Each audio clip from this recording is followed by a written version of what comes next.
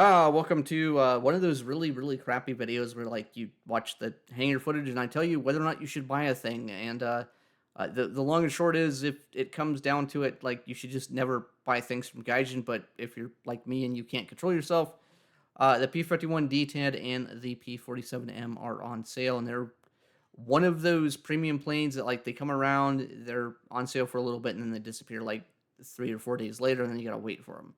And one of these planes is worth waiting for, the other one probably isn't. And the spoiler alert, the RRB versus SB thing is still basically the same. The P-51 D-10 is worth it. It is worth buying if you don't have the US tech tree or if you really like P-51s. The P-47M, probably overall not worth it. And I'm going to explain a little bit why. So, if you're not familiar with the way the P-51s are modeled in the game, and especially the bubble canopy ones, the ones that look like this, the ones that have the little boop, boop, boop, boop here, and not the square cockpit.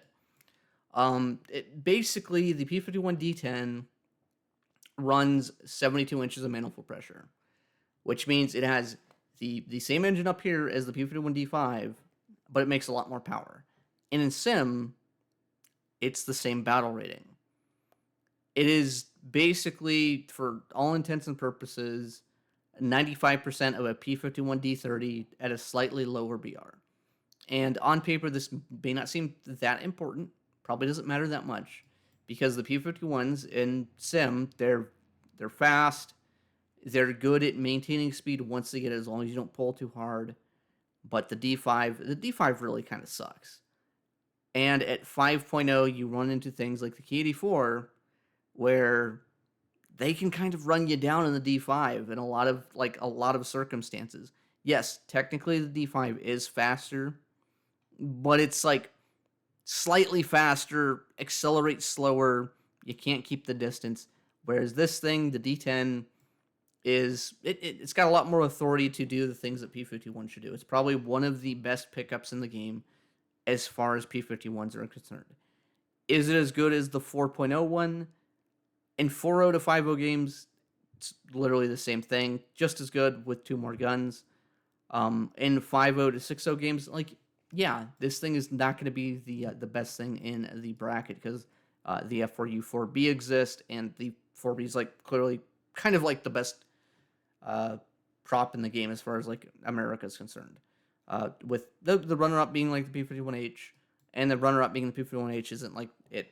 The 51H is like better than the 4B, but at 6.3, it can fight jets like 6.3 BR and down. 536 is just not popular in sim.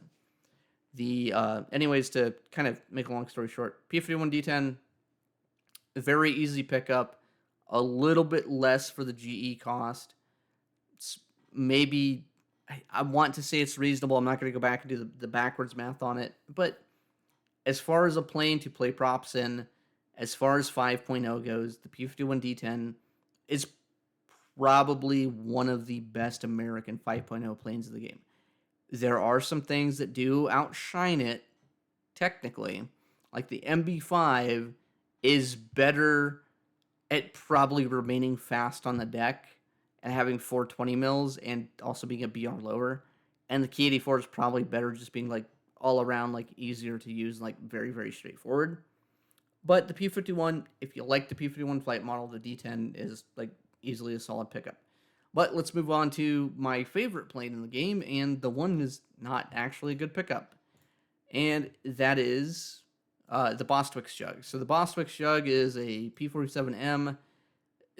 The comparisons to all the P-47s, especially the bubble canopy ones, is basically the same. They took the same airframe, and they kept increasing the engine power. So by the time you get to P-47M, this plane really does come into its own at high altitude. At sea level, the power to weight ratio, because of the recent engine changes, is the same as a 4.3 P-47 D28, which doesn't mean that the plane is bad. It just means that the D28 is really, really solid for 4.3. And flying the P-47M means you're flying in the 5.7 BR bracket, and it means the F4U 4B is more or less kind of like it. It's better in every way. The 20 mils are better. The guns are better. The maneuverability is better. The climb rate is about the same.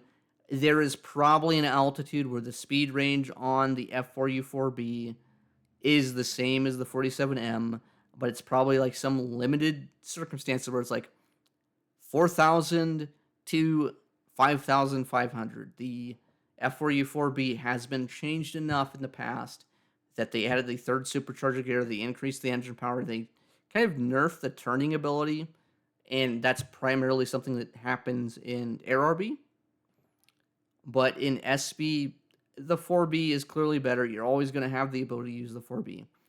Taking the 47M, unless you're trying to fight at like 7,500 meters, is like it's kind of pointless. Now, if you do like P-47s, this is not like the worst pickup in the world. It is not unusable. It is perfectly competitive at 5.7 against 199 K4s.